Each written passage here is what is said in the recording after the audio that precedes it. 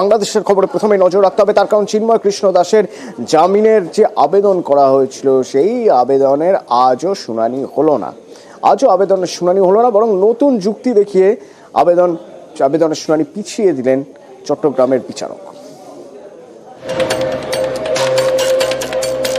বুধবারের পর বৃহস্পতিবার এদিনও বাংলাদেশে ইসকনের সন্ন্যাসী চিন্ময় কৃষ্ণ দাসের জামিনের শুনানি এগিয়ে আনার আবেদন গ্রহণ করা হলো না।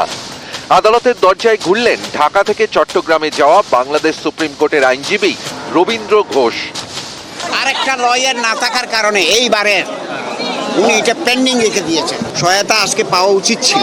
এটা যদি রিজেক্ট হয় আমরা হাইকোর্টে যাব। উনি একটা দরখাস্ত নিয়ে আসছিলেন, তবে ওনার ওকালতনামাটা ছিল সুপ্রিম কোর্ট বারের। তো বিজ্ঞ আদালত বলছে যে এইবারের একটা ওকালতনামা যে কোনো লয়ার দিয়ে আপনি দিলে আমি শুনানি করব। গত অগাস্টে বাংলাদেশ ছাড়েন শেখ হাসিনা। তারপর থেকেই পদ্মা পারের সংখ্যালঘুদের উপর নির্যাতন চলছে বলে অভিযোগ। এরই মধ্যে গত মাসে ইসকনের সন্ন্যাসী চিন্ময় কৃষ্ণ দাসকে গ্রেফতার করা হয়।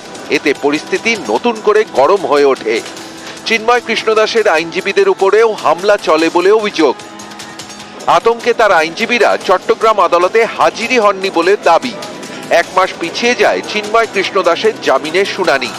ঠিক হয় 2রা জানুয়ারি শুনানি হবে। শুনানির এই দিন এগোনোর জন্য বুধবার চট্টগ্রাম আদালতে আবেদন করেন তার আইনজীবী রবীন্দ্র ঘোষ। অভিযোগ এরপরই চট্টগ্রাম আদালতেই উত্তেজনা ছড়ায়।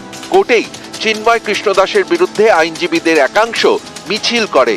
চিন্ময় কৃষ্ণ দাসের আইনজীবীর উপর হামলাও হয় বলে অভিযোগ।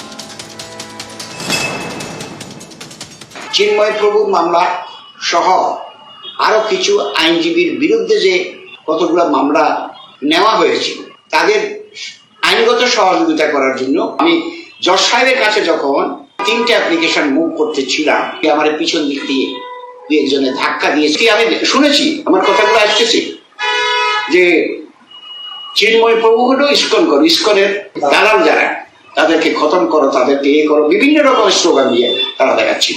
আমি আক্রমণের শিকার হয়েছি ভিতরে। আমি ছিলেন, আমাকে একটা ঘুষি মেরেছে, এটা তো আক্রমণ। আচ্ছা, শুধু শারীরিক ভাবে আক্রমণ নয়, শুধু আমাকে মৌখিক ভাবেও আক্রমণ করেছিল।